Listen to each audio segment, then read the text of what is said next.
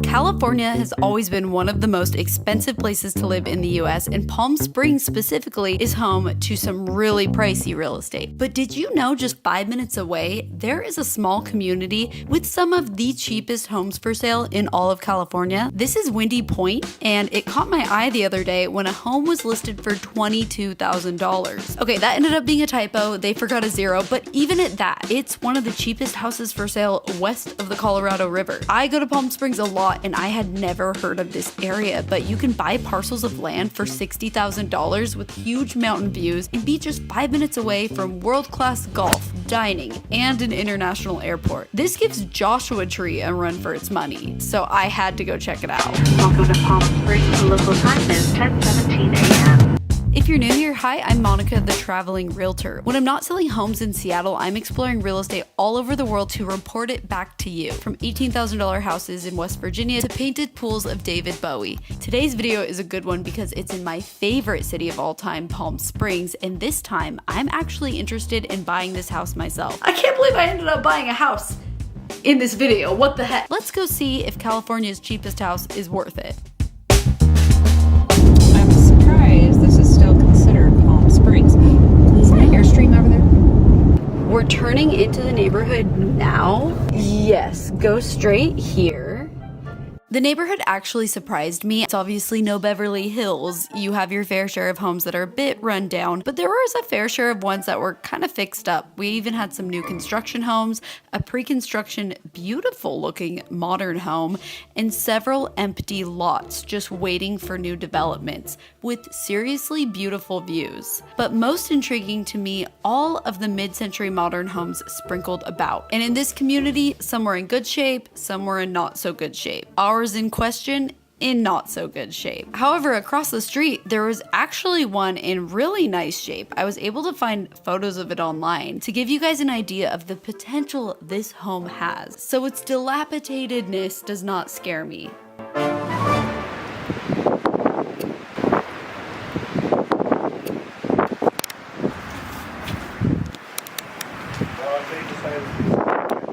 I just love this wall. It is so pretty. Let's go. It's just wild. The mountain's so pretty.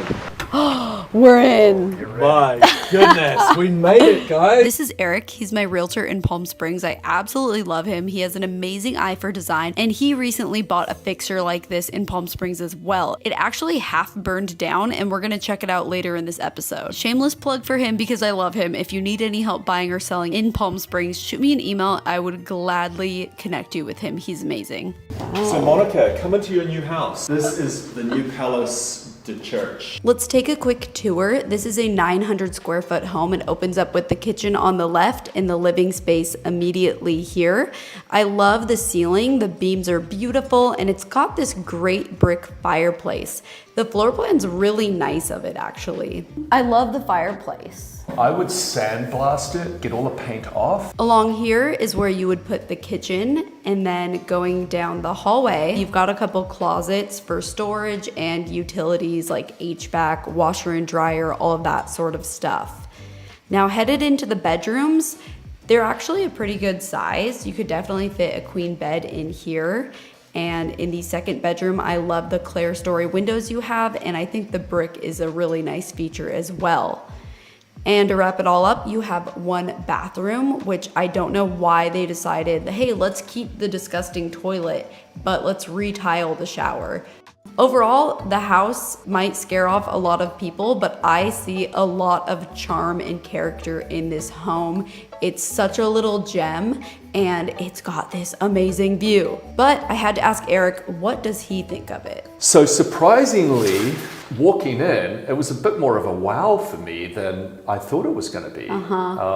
It's small, but it's got a great layout. I think there's quite a bit of work to be done, but I don't think it's as big of a task that we thought it could be. I really like the home and I really like the price, but I still don't know about the area. It's called Windy Point, and let me tell you, it was very, very windy this day. The next day we actually went back to the house and it was a little less windy, but I'm just scared that it's windy here all the time. This is not bad, actually. Yeah, well, you've got these trees that are really helping. Yeah. But wow, what a view. I know. Yeah. It is tempting. Like, it's honestly still crazy to wrap my mind around how it's only about 7 minutes from Palm Springs for $200,000. Eric recently sold a vacant lot in Palm Springs for $500,000. There is value in redeemable qualities to this property. And get this, it already has 10 offers on it. 10 offers after being on the market for 2 days. After 2 very windy days in all of the desert, we finally have a pretty calm day. So I'm gonna head over to Windy Point one last time, and this is gonna be the ultimate test. Is it always windy in Windy Point even when it's not windy everywhere else? Or is it just windier in Windy Point when it's windy everywhere? If it's super windy even on this calm day, I have no hope for that house or that community. But if it's pretty calm, then I'm intrigued.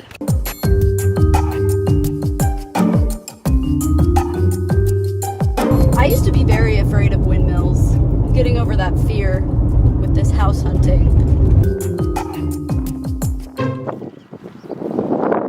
All right, I just got here to Windy Point, and it is in fact not a windy day at all. It's actually really nice. I'm not just fixating on wind because I hate wind. There's actually a good reason for this. The desert is a windy place and there's no avoiding that to an extent, but some areas are windier than others, and the less windy areas have higher home values. This 1,800 square foot ranch style home is listed for $899,000 in the north side of town, which tends to be much windier, whereas this 1,800 square foot ranch style home is listed $250,000 higher in the less windy south side of town. With this location, it begs the question, is this the next up and coming spot to invest, or is it constantly so windy that there's a reason it's still not really developed? Having gone today and seeing that it is less windy at times gave me a little bit of hope, but now we gotta crunch the numbers and see if the price of this house really makes sense, because there is a lot of work to do. Is this home worth investing into at all? If we look at the comps in this area, it's a small community, so there's not a lot to pull from,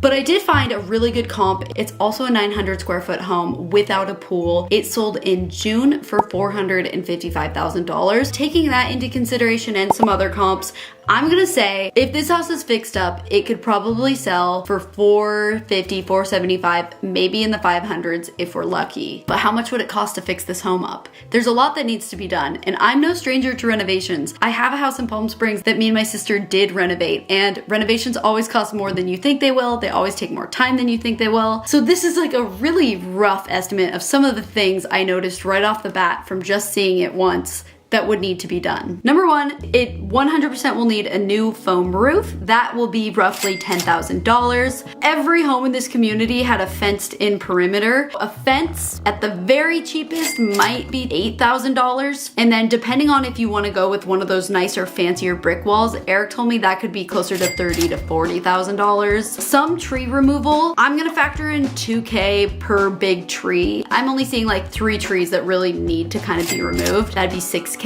New electrical throughout, $30K. Opening up the walls, redoing the drywall, around $10K. It needs some sort of flooring, $15K. I know for a fact that sewer line's in very poor condition, I am sure. I'd say $20K for that. Maybe repainting, refurbishing the exterior in and of itself might be another $5K. We've got this total so far, and that's not even hitting on any sort of aesthetics, right? A new kitchen could be another $20K. If you want to add a pool, pools cost around $80,000 right now. I think it could be done around $150,000. It could look really, really nice at $200,000. So you'd be taking the $229,000 home, putting in $200,000, being all in at $429,000, and I think at that point it could be worth around $500,000. So there is kind of a deal to be had here, which is super intriguing, but they mysteriously pulled the home off the market today. I don't know the story as to why the home got taken off the market, but even if it would have stayed on, I chose not to offer on this home. And the reason for this was because I felt this home, with all the work it needed done, having already 10 offers on it, you'd be overpaying for this house. I learned my lesson the hard way when I bought my Airstream trailer. If you don't know that story, I paid $12,000 for an Airstream trailer just to find out everything in it was messed up. Everything would need to be redone. So I essentially paid $12,000 for an aluminum shell. And it was probably the worst purchase I've ever made in my entire life. And I learned from that. And in this scenario, I am afraid that really what you're buying is you're buying the land and you're buying a mid-century modern home shell with everything that needs to be redone. And if this gets bid up and up and up, I am just afraid people are not going to realize this house needs everything fixed. If anything, I think buying parcels of land in this community is where it's at. I actually really fell in love with this parcel right here, listed for $65,000. If you've been considering building in maybe Joshua Tree or something like that, I would suggest checking out Windy Point because it might be the next up and coming thing.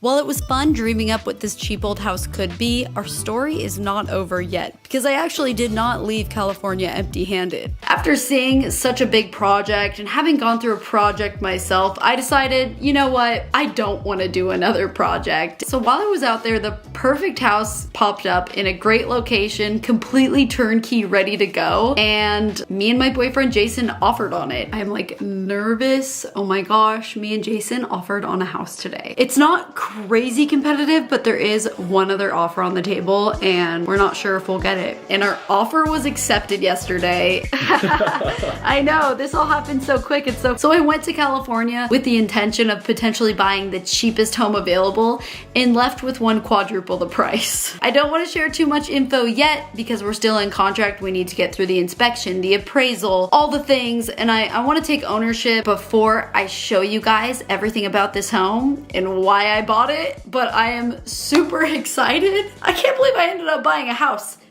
in this video. What the heck? I'll give you guys a little sneak peek. Here's a little sneak peek. I can't believe it. I'm so excited. This is like a dream come true. So you're gonna want to subscribe to my channel to tune into my next episode on this new house that I bought. Thank you guys so much for watching. If you didn't get enough cheap old home content, I do have a video where I went to an $18,000 house in Wheeling, West Virginia. Yes, it actually was $18,000. Had the link below. Definitely go check out that video. It's a good one if you haven't seen it yet. And I'll see you guys next time. Bye.